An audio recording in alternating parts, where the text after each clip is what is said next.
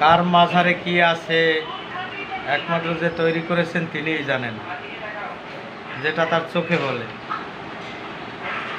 কিন্তু আমরা শুধু যত দিন যাচ্ছে অমানুষের পথে হাঁটছি। মানুষ মানে দুস্থ বা অসহায় যে পঙ্গুত্ব, এদিকে তাকাচ্ছি না আমরা। আর সুস্থ শরীরের মানুষটাকে আমরা ধ্বংস করে দিচ্ছি, তার সম্পদ বা তাকে পেলেও মেরে দিচ্ছি। এটা ঠিক না। আমার এই ভাইয়ের সাথে আর একদিন প্রেশার মেপেছিলাম, ওই দিন সম্পর্ক হয়েছে। আজকের আবার বাজারে গেলাম হাঁটতে, তখন দেখা হলো। বললাম চেম্বারে এসো ভাই, প্রেশার মেপে যেও। সেই ভাই মনের টানে কত কষ্ট করে, উনি চলাফেরা করতে পারে না, হাতে ভর দিয়ে পায়ে ভর দিতে পারে না। সেই লোক দেখেন হাসি মাখা বদনে আমার চেম্বারে। ভালো আছেন তো ভাই?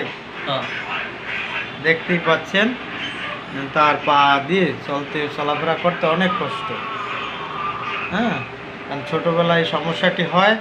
এজন্য কিন্তু যে উনি মনের দিক দিয়ে কষ্টে আছে বা উনি অবহেলিত তা নয়, বুঝে নেবেন। ভালো থাকবেন, সবার জন্য শুভকামনা রইল।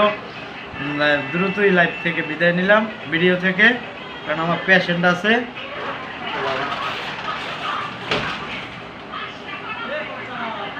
ভালো থাকবেন। হ্যাঁ, এটা কিন্তু শিক্ষণীয় ভিডিও, এড়িয়ে যান, এটা আপনার বিষয়, এড়িয়ে যাবেন।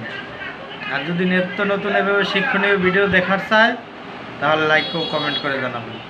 ধন্যবাদ সকলকে। টাটা দিয়ে দেন সবাইকে।